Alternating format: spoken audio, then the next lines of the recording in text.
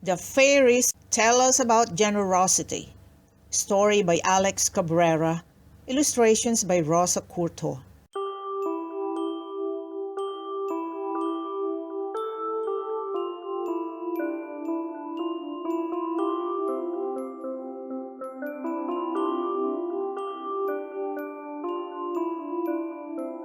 The spring began to awaken lazily in the forest of dreams, and the apple tree belonging to Eaglina the fairy was in full bloom.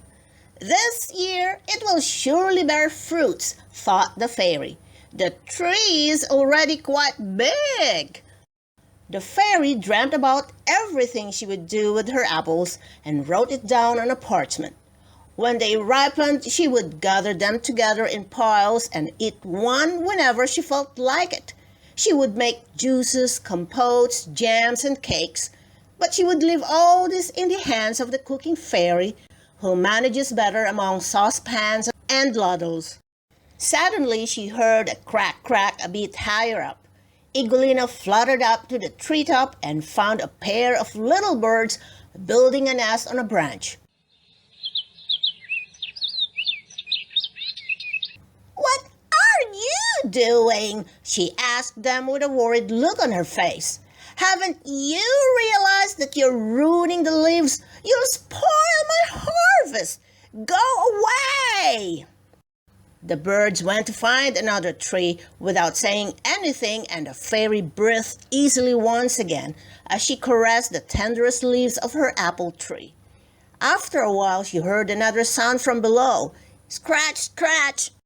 A squirrel was scratching the bark insistently to make a hideaway.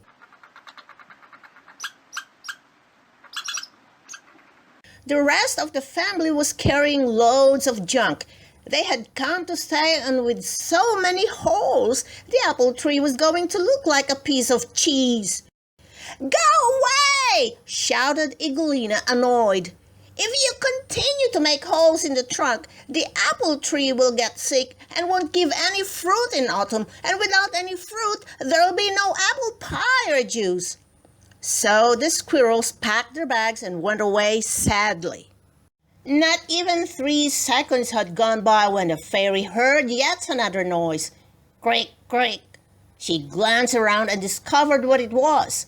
3 of her friends were swinging happily.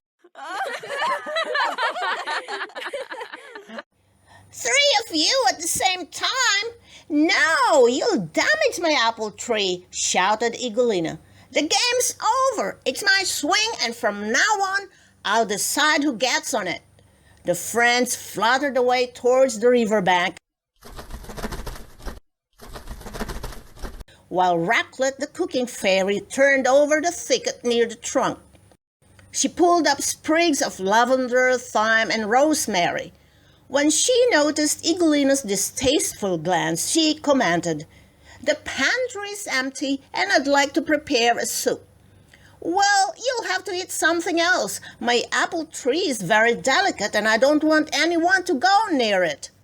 None of the fairies had thyme soup for dinner, but this didn't bother Eaglina because she had managed to stop everyone from touching her things.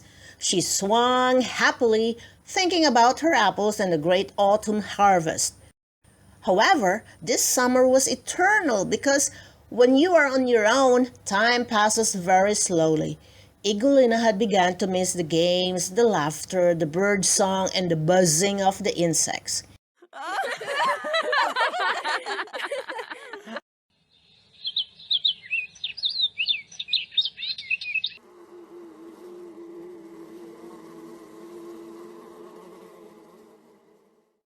The apple blossom was transformed into ripe apples.